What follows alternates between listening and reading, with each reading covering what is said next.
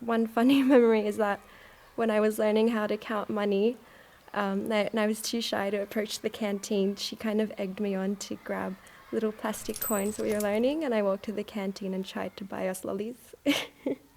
We used to put on concerts in my parents' bedroom, using the bed as a stage, dancing to the Venga Boys. My first sort of sign of independence is that I could get a chair, I'd get up to the counter, stand on it and make myself 2 peanut butter and jam sandwiches, one for me, one for him, and then I would eat them both because I was a fat kid. And yeah, that was me and Rex hanging out, being chums.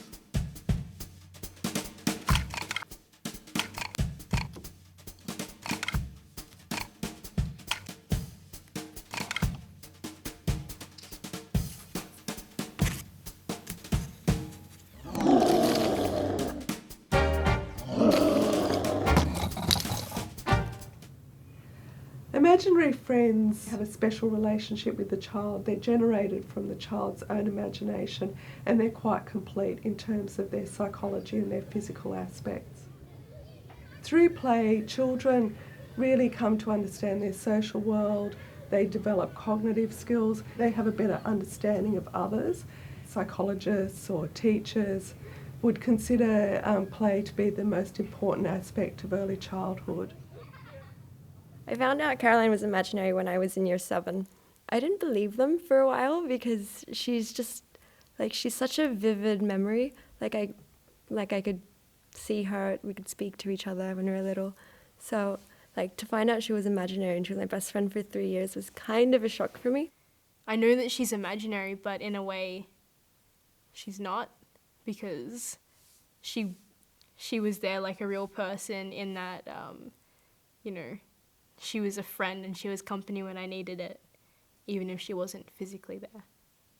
Even though he didn't exist, he was, I don't know, still someone to me, I guess.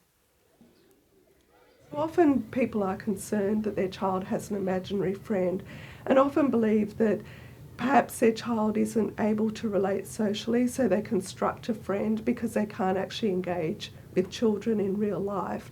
And that's really a misconception, because what their child is probably doing is to take some risks and do some social practice, I guess. It doesn't have a negative impact. In fact, it has a positive impact on their social interaction. If I was to say when they sort of left, it probably would have been around my 5th birthday. My parents got me a cat. Even though he wasn't really, human company, it was still company that I didn't have before. One day he went back into the VHS player, and then, I never saw him again. Caroline just sort of told me that she's moving to the Philippines. So I was really upset, but I think at that age I didn't really understand what losing a person meant yet. If I could talk to Ova, I would say thank you. Thank you for being the company that I didn't have. Having an imaginary friend has given me so many traits, like how I am just openly creative, how I'm willing to try new things, how I'm, I guess, super aware of myself and my surroundings all the time. I didn't know how to speak to anyone else but her. So If I could say anything to Rex, I would say, hang 10, buddy. Keep on trucking.